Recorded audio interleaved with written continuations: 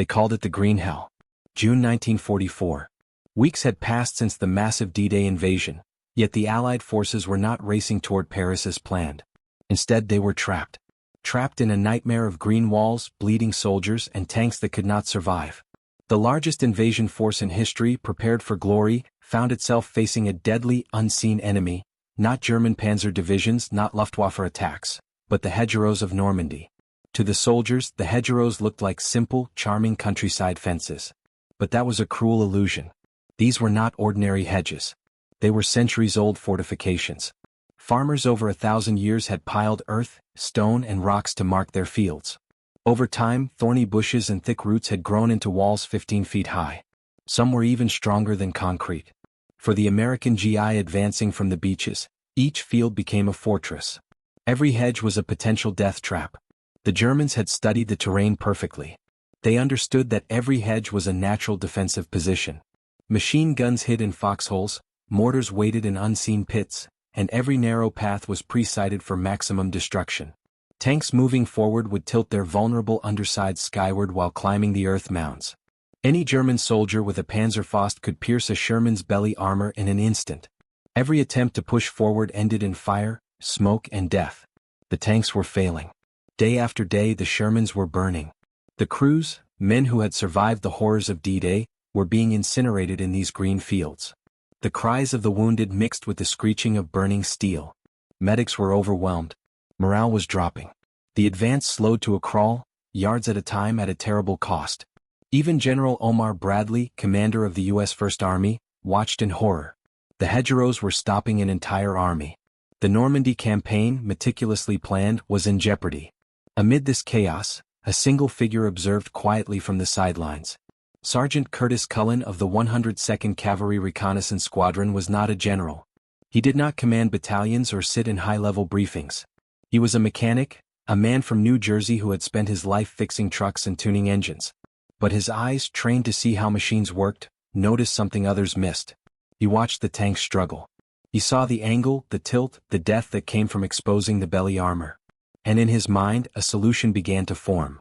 Cullen's idea was simple but dangerous. He knew it would not come from generals or engineers with fancy degrees. It would come from him, a grease-stained sergeant with a dog-eared notebook and a welding torch. He imagined a way to punch through the hedgerows, keeping the tank's strongest armor facing the enemy, avoiding the fatal exposure that had claimed so many lives. But no one believed him, not yet. To the others, he was just a mechanic dreaming in a war where dreams were deadly. Yet the stakes were enormous. Every failed advance meant more men dead. Every lost tank meant the enemy strengthened. The lives of thousands depended on whether Cullen could turn his idea into reality. As he watched the smoke rise from another burning Sherman, he clenched his fists. He understood that sometimes the solution came not from strategy or numbers, but from ingenuity, courage, and a willingness to try the impossible. The battlefield was chaotic, a mixture of mud, blood, and the deafening roar of engines. Infantrymen pressed forward cautiously, hoping for a miracle. Artillery pounded the German positions, yet the hedgerows absorbed the assault. The enemy laughed at conventional tactics. No one had figured out how to overcome this green maze. And that was when Cullen's mind worked quietly, calculating angles, force, and leverage. In the wreckage scattered across the fields, in the twisted steel of destroyed tanks, he saw the raw materials for his plan. Scrap metal, discarded obstacles, remnants of D-Day defenses. Everything could be transformed into a weapon. For the men on the battlefield, the future looked grim. For Curtis Cullen, the mechanic, the impossible was a challenge. A tank crushing its way through an ancient hedge was a vision only he could see. He knew it would be terrifying. He knew it might fail. But he also knew that failure was far worse than risk. The green hell of Normandy stretched endlessly. Fields turned into killing grounds. Tanks burned. Soldiers died. Yet in the midst of this chaos, one unassuming man quietly began to plan. The men would call him crazy. The generals might dismiss him. But history has a way of remembering those who act when others hesitate. And in the mud and smoke of Normandy, Curtis Cullen prepared to do the unthinkable. The lives of thousands depended on scrap metal, a welding torch, and a mechanic's mind. The fate of the campaign, and perhaps the war, was about to rest in his hands. Curtis Cullen stared at the wreckage around him, the twisted tanks, the shattered hedgerows, the burnt-out trucks. Each piece of metal, each fallen soldier told the same story: the Allies were trapped. The hedgerows had turned a proud army into a crawling, bleeding mass, and no plan in the general's briefings could fix it. But Cullen was not thinking like a general. He was thinking like a mechanic. And mechanics saw problems differently. He walked among the ruins, examining the angles of tanks stuck in the hedgerows. He watched how the treads struggled to gain traction. He noted the way the hulls tilted, exposing the weak underbelly to enemy fire. And then it hit him, a simple, terrifying, brilliant idea. What if the tanks didn't climb over the hedgerows at all? What if they could go straight through? It seemed insane. The hedges had stood for centuries, roots intertwined like iron cables, earth packed so tightly that it resisted even bulldozers. But Cullen's mind raced. The problem wasn't strength, it was angle. The Shermans were dying because they tilted upward, showing their bellies to the waiting Germans. If the tanks could stay level, the armor would remain protective, and the enemy's Panzerfaust would be useless. He sketched his idea in a small, worn notebook, crude drawings of steel prongs and blades welded to the front of a Sherman tank. The concept was simple in principle but audacious in practice. Turn scrap metal from the battlefield into enormous tusks, mount them on the tank's front and ram through the hedgerows. The hedgerows would crumble. The tanks would remain safe. And the infantry behind them would finally have a path to advance. Cullen knew he needed approval. He approached Captain Samuel Morrison, his commanding officer, who was hunched over maps in a dusty tent. The room smelled of mud, sweat, and gunpowder. Cullen saluted and explained his plan in measured tones. "I want to take a damaged Sherman," he said, showing his sketches, "attach steel tusks to the front, and drive it straight into the hedgerows. We can punch through without losing the tank's belly." Morrison stared at him. He was trying to mask a mixture of disbelief and intrigue. "You want to deliberately drive a tank into a wall?" he asked. "Yes, sir," Cullen replied, steady and calm. "It's the only way to save men's lives. The current approach kills them. This could save them." There was silence. Around them, the distant rumble of artillery reminded everyone of the stakes. Then Morrison, understanding the desperation of the situation, nodded. "You have 48 hours. Build it. Make it work.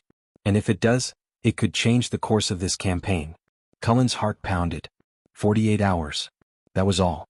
To take an idea from a notebook to a full-scale working machine.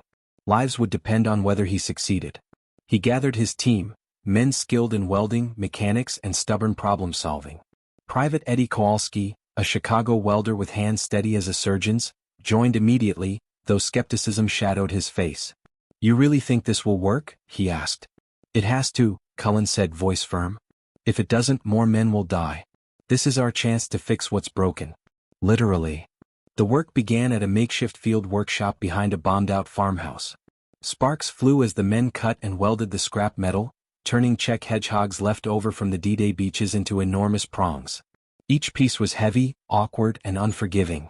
The night air was thick with the smell of burning steel and sweat. No one stopped to rest. Every cut, every weld had to be perfect. One mistake could spell disaster. Cullen instructed them carefully. Angle the prongs down about 15 degrees. Too steep and they'll ride over the hedge. Too shallow and they'll jam. The momentum of the tank has to do the work. Hours passed, the sun rose and fell, and slowly the Sherman transformed. The tank, battered from previous battles, now had a new face, 4 steel tusks jutting forward like the horns of a beast ready to charge. Cullen inspected every weld, every bolt. He ran his hands over the metal, feeling for weakness. There was none. When the tank was ready, the crew assembled. Corporal Jake Mitchell, steady under fire, volunteered to drive. Sergeant Tom Harrison manned the gun, and Private Loader Chin checked the ammunition. The men knew the risk. They were about to ride a Frankenstein machine into a hedge that had killed tanks by the dozen. But there was no hesitation. Cullen's calm confidence and meticulous planning gave them courage. Outside, the green hell of Normandy awaited. The hedgerows stood like living walls, silent and menacing.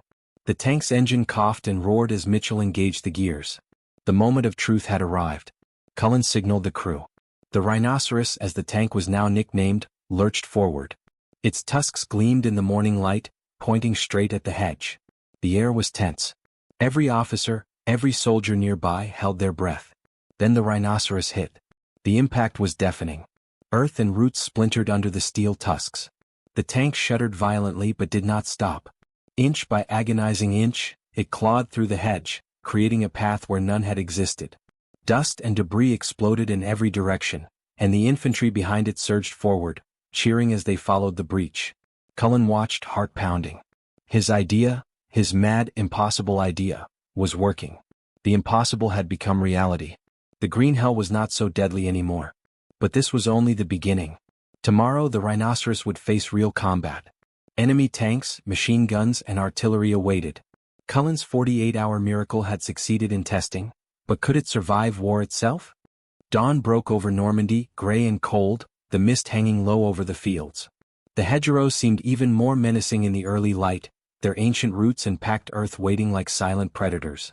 Curtis Cullen stood at the edge of the staging area watching his creation, the rhinoceros Sherman tank, rumble beneath the hands of Corporal Jake Mitchell. The moment of truth had arrived. Cullen's heart pounded in his chest. The previous test had been controlled, almost quiet. But today this was real combat. The enemy was out there, hidden in foxholes and behind hedges. One wrong move, one weak weld, and the lives inside that tank would be gone. Yet there was no turning back. The breakout depended on this experiment. The crew climbed into the tank. Mitchell gripped the controls, Harrison readied the gun, and Chin checked the ammunition one last time. Cullen, outside, felt a shiver of fear and pride. He had turned scrap metal into a weapon, but now it had to survive bullets, shells, and the fury of trained German soldiers. "Mount up," the officer shouted. The engine roared to life, shaking the ground. Dust and smoke curled from the exhaust as the rhinoceros began to move, heavy tracks chewing through the mud. Cullen followed at a distance, signaling the path with hand gestures. Every man on the field watched in tense silence. Ahead, the first hedgerow loomed. Intelligence reports said a German machine gun nest, an MG-42, the infamous buzzsaw of death, was dug in on the far side.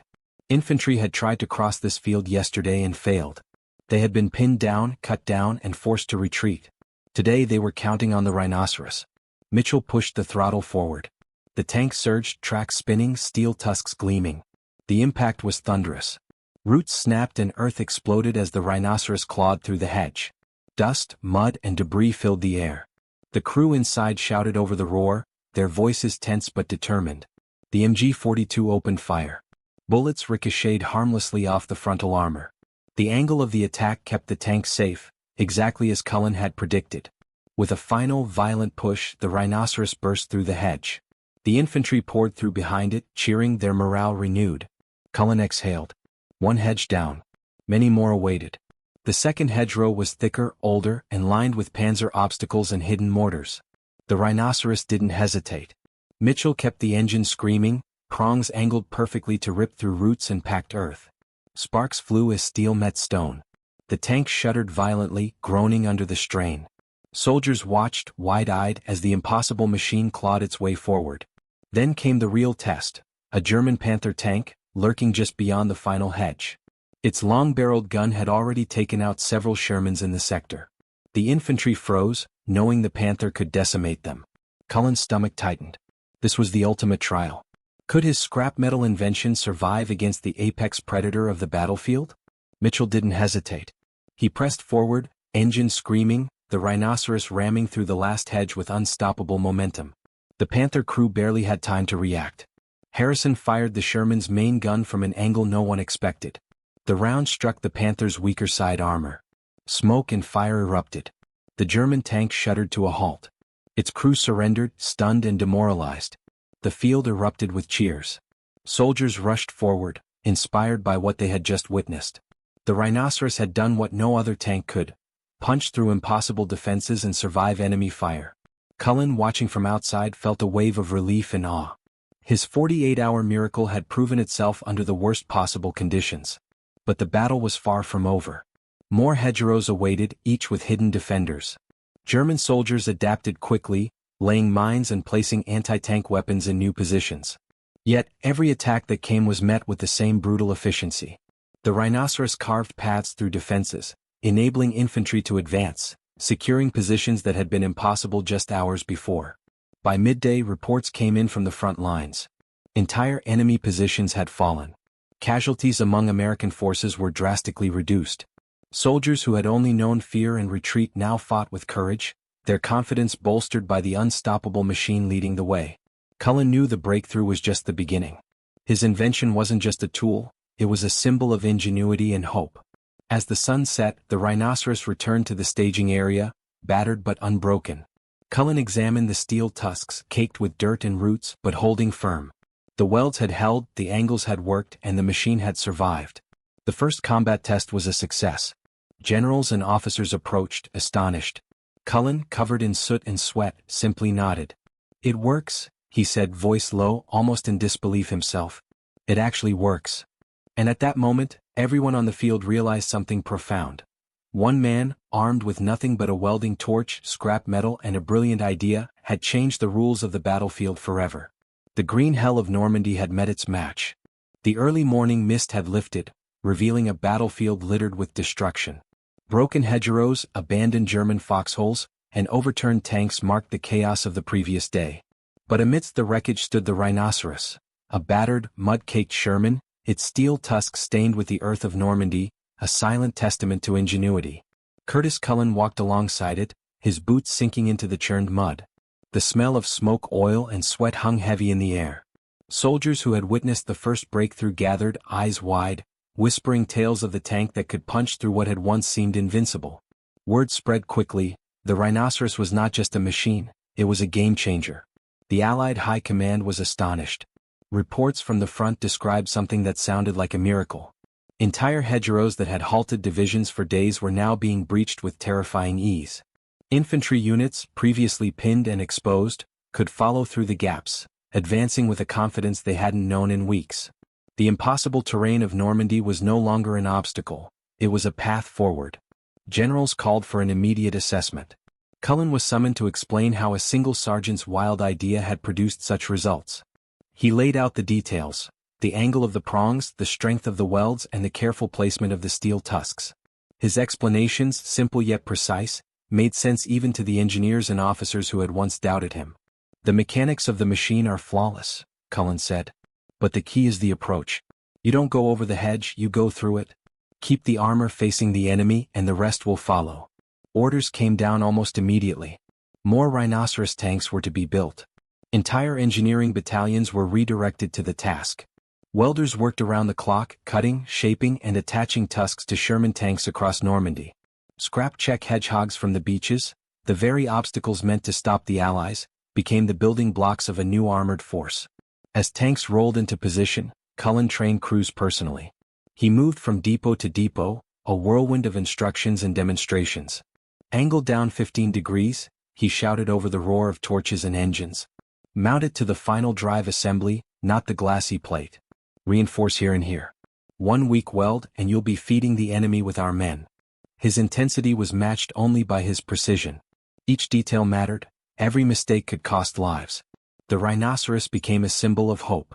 Infantry units no longer hesitated at the sight of a hedgerow, they knew the path was clear. The Germans, however, were baffled. Their strategies, honed over months of planning, were suddenly obsolete. Hedge defenses that had been impregnable were now mere speed bumps. Reports filtered back. German officers struggled to explain the sudden, unstoppable breaches. Panzer divisions that had once dominated the fields found themselves facing steel tusks ripping through their lines, cutting paths for American forces. By late July 1944, the Allies were ready to launch Operation Cobra, a massive offensive to break out of the Normandy pocket. The Rhinoceros tanks were positioned at the forefront, ready to lead the charge. Thousands of bombers carpeted the German defenses with destruction, and as the ground assault began, the tanks surged forward.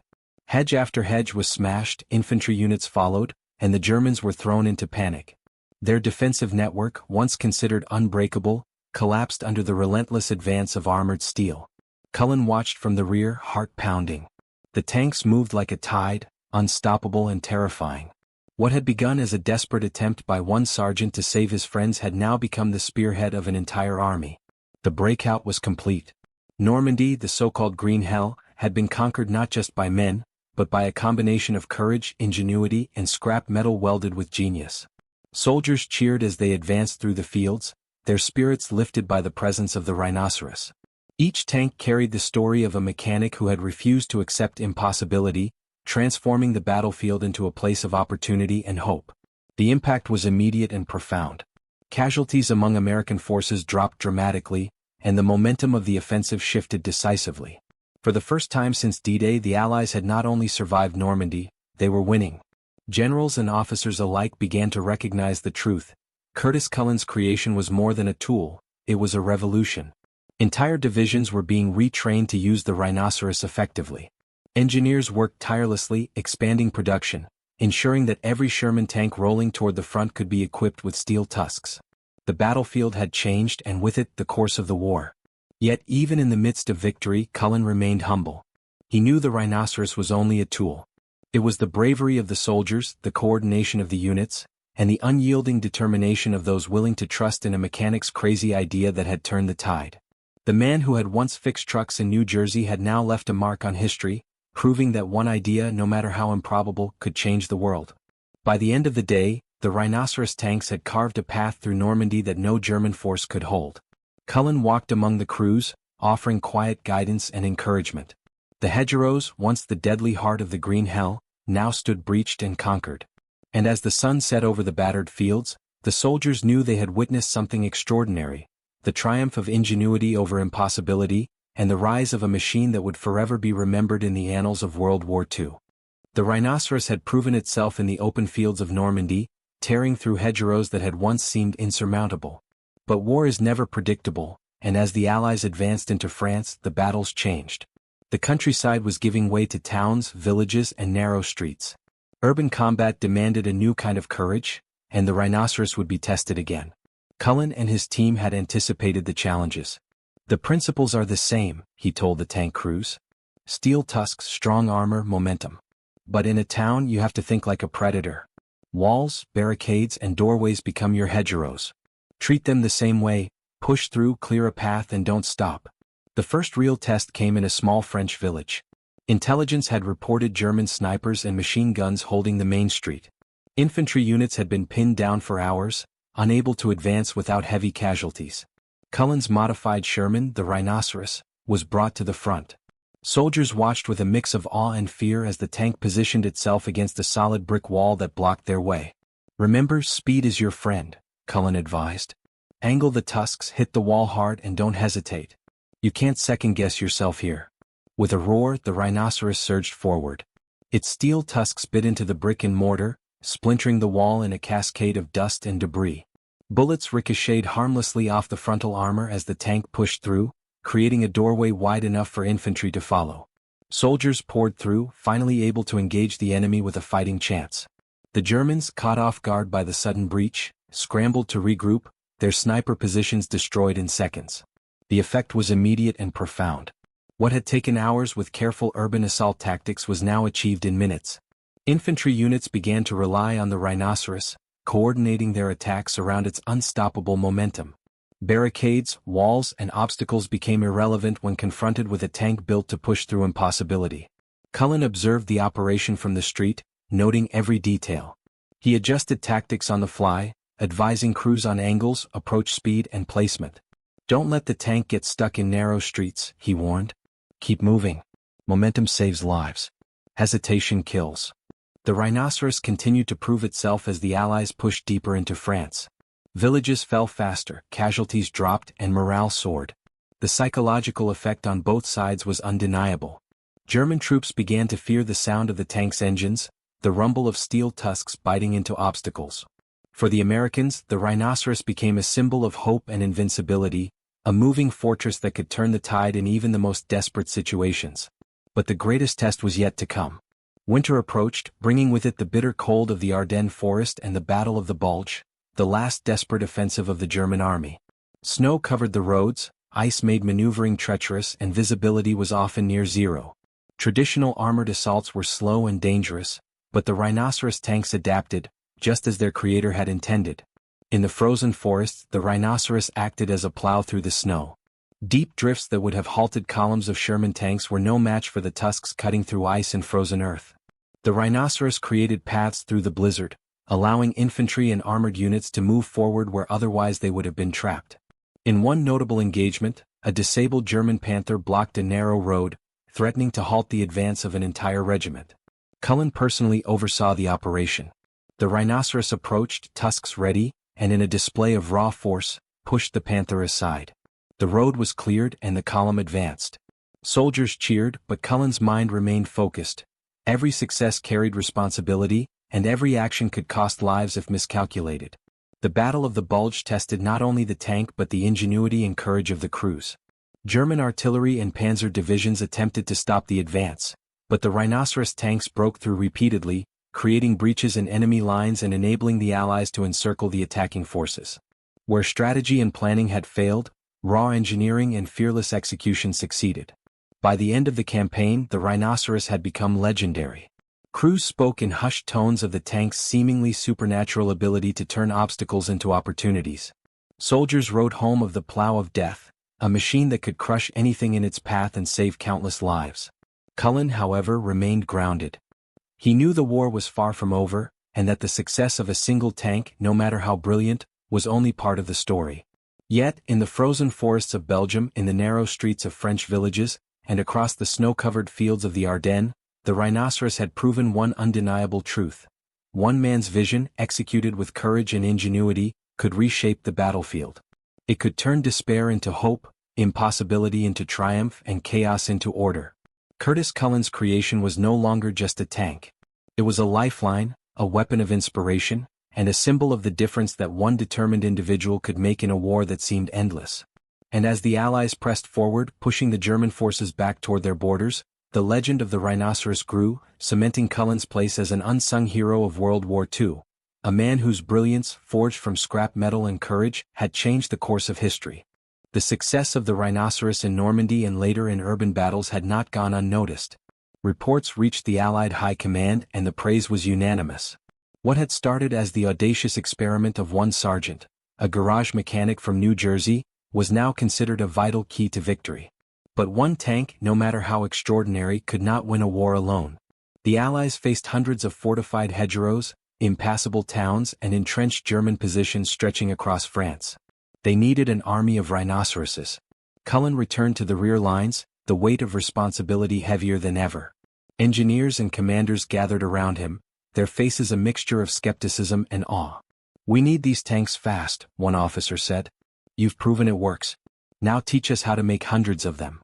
For Cullen, this was a new challenge. He was no longer just a mechanic fixing broken machines, he was now the architect of a production system that could alter the course of the war. He needed welders, tools, steel, and the coordination of entire depots behind the lines. And time was running out, the German army was regrouping, and the Allies needed breakthroughs to keep the pressure on. The first step was training. Cullen moved from depot to depot, teaching teams of engineers and mechanics the secret of the angle, the placement of the tusks, and the strength required to pierce the ancient hedgerows. 15 degrees, he told them over and over. The angle is everything. Too shallow and it slides over the obstacle. Too steep and it digs in and stalls. Get it right and the tank becomes unstoppable. Many of the engineers were initially incredulous. These were men with degrees from prestigious universities, officers commissioned from military academies, and mechanics who had never seen combat. Yet as Cullen demonstrated the principles on a stripped-down Sherman, their skepticism turned to respect. The results were undeniable. Next came the supply challenge. The rhinoceros required scrap steel, and the best source lay ironically in the remnants of German defenses, the abandoned hedgehogs left behind on D-Day beaches and battlefields.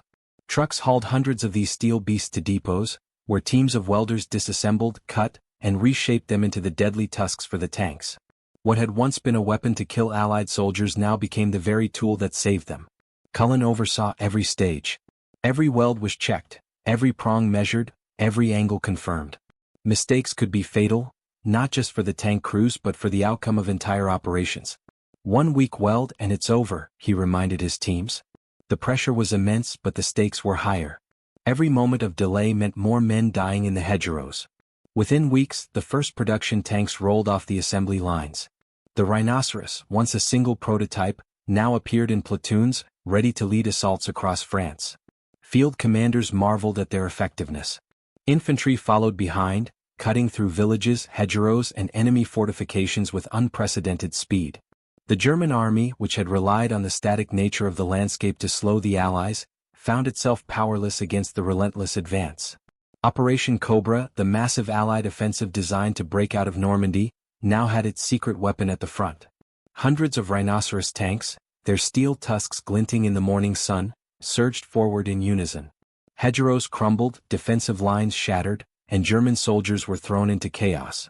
The breakthrough that had seemed impossible weeks earlier now unfolded with terrifying speed. Cullen watched from a command post behind the lines, his heart pounding. He had never imagined that his 48-hour experiment in welding steel tusks could have such an impact. The rhinoceros was no longer just his creation. It was a tool that shaped strategy, turned the tide of battle, and saved thousands of lives. Yet he remained humble. "It's not me," he reminded himself. "It's the men inside, the crews, the welders, the soldiers who follow the path we clear." The mass production of the rhinoceros also sparked innovation. Crews began adapting the design for other purposes. Some tanks were fitted for urban warfare, smashing through barricades and walls. Others were used to clear mines and obstacles. Still more became psychological weapons, terrifying German soldiers with the sheer audacity of their design. The battlefield was changing faster than anyone had predicted, and the rhinoceros was at the center of that change. By late 1944, the Allied advance across France was unstoppable. The German army, caught between relentless air attacks, advancing infantry and unstoppable armored columns, began to crumble. The once impenetrable hedgerows that had consumed countless Sherman tanks and lives were now just obstacles to overcome. And at the heart of this transformation was a simple truth. One sergeant, armed with ingenuity, courage, and a welding torch, had proven that even the most entrenched problems could be solved with creativity and determination. Cullen, however, never sought glory. He continued moving from depot to depot, training more crews, refining techniques, and ensuring every tank was as effective as possible. The rhinoceros had become more than a weapon. It was a movement, a symbol of ingenuity, and a reminder that in war, sometimes the simplest ideas, executed with precision, could have the most profound impact. The war was far from over, but the breakthrough was undeniable. Allied forces were no longer bogged down by hedgerows, no longer pinned by the defensive genius of the Germans. The rhinoceros had turned the impossible into the possible, and the Allies were finally moving with the momentum they had lacked since D-Day. As Cullen stood watching another batch of rhinoceros tanks roll off the line, he allowed himself a rare moment of pride. The creation that had begun as a scrap metal experiment in a small French field was now an unstoppable force, shaping the destiny of a continent. And in that moment, Curtis Cullen understood something fundamental about war, courage, and ingenuity. One man's vision, if given the chance, could change history. As 1944 drew to a close, the rhinoceros tanks had become a permanent fixture on the European battlefield. From the fields of Normandy to the towns of northern France, these tusked machines tore through obstacles, shattered defenses, and gave the Allies a speed and power they had not imagined possible. Soldiers whispered tales of the mad mechanic, whose creation could smash through walls as easily as a knife through butter. Yet, behind the legend was a man who never sought fame, a man who measured success not in headlines, but in the lives saved and battles won. Curtis Cullen returned to the front lines repeatedly, ensuring that the new crews understood the subtleties of his invention. Each tank required careful handling, a balance of speed, momentum, and precision. He trained hundreds, then thousands, of men, instilling in them the same intuitive understanding that had driven him to weld steel tusks in the first place. Generals marveled at the efficiency with which the rhinoceros tanks were integrated into operations.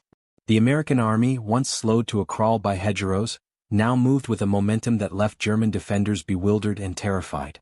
By the winter of 1944, as the Battle of the Bulge approached, the rhinoceros tanks were proving their worth in new ways. Snow drifts and icy roads, which had once stopped armored columns in their tracks, were now obstacles that these machines crushed effortlessly. They plowed through barricades and rubble in towns, opening paths for infantry and reducing casualties. German troops, long accustomed to the lethality of the Sherman tank, found themselves facing something entirely different, a machine that could breach defenses once considered impenetrable. Yet for Cullen, the successes came with a personal burden. Each victory, each breakthrough, was measured against the cost of human life. He had built a weapon, yes, but it was a tool of war, and that truth weighed heavily on him. "I saved men," he admitted quietly to a fellow officer one night, "but I helped kill too. And every time I see one of these tanks go into battle, I know someone is facing death because of it." He never spoke this aloud in public, for the soldiers and officers around him respected him not just for his invention, but for the quiet courage and integrity with which he carried his responsibility. As the war in Europe reached its final months, the rhinoceros tanks continued to play a crucial role. In towns like Aachen and Cologne, the tusked Shermans breached enemy fortifications, clearing paths for advancing infantry. The German army, stretched thin and demoralized, could do little to stop them. The once invincible hedgerows and barricades were now nothing more than obstacles to be broken, and the rhinoceros had become synonymous with unstoppable Allied progress. In May 1945, victory in Europe was declared. The war had taken millions of lives, reshaped nations, and altered the course of history. Among the heroes of the conflict were soldiers, generals, and airmen, but Curtis Cullen remained relatively unknown. His invention had saved thousands of lives, sped up the Allied advance, and turned the tide in critical battles, yet Cullen quietly returned to civilian life. He put away his uniform, donned his mechanic's overalls, and returned to the humble workbench where his genius had first been forged. Decades later, historians piecing together the details of the war would rediscover his story. They found accounts of the rhinoceros, the battles it had changed, and the soldiers who owed their lives to a man who had seen a solution when everyone else saw only death. Interviews with surviving tank crews spoke of his intuition, courage, and relentless drive to find a way where none seemed possible. One historian, finally locating Cullen in his small New Jersey garage, asked, "Don't you understand how important your invention was? You saved thousands of lives." Cullen, older now, smiled faintly, his hands deep in engine oil as always. "I just did what I could," he said. "I saw a problem and I found a way to fix it. That's all any of us can do." Curtis Cullen passed away quietly in 1963. His obituary listed him as a mechanic and a veteran, nothing more. Yet in the annals of history his legacy endured. Museums displayed the rhinoceros tanks, and military historians chronicled the battles where one man's ingenuity had reshaped warfare. The truth remains simple but profound. Sometimes the greatest innovations do not come from generals or committees, but from those closest to the problem, those willing to think differently, and those brave enough to act. The story of Curtis Cullen is more than a tale of steel and fire. It is a testament to courage, ingenuity, and the quiet power of one person to change the course of events. In the chaos of war, when the impossible seemed inevitable, a single man with a welding torch, a notebook, and unwavering determination proved that innovation, bravery, and vision could triumph over despair. And as generations look back on the battlefields of Normandy, the towns of France, and the snowy roads of the Bulge, they remember not just the soldiers who fought, but the mechanic who turned scrap metal into salvation. Curtis Cullen, the quiet hero, showed the world that sometimes the smallest sparks can ignite the greatest victories.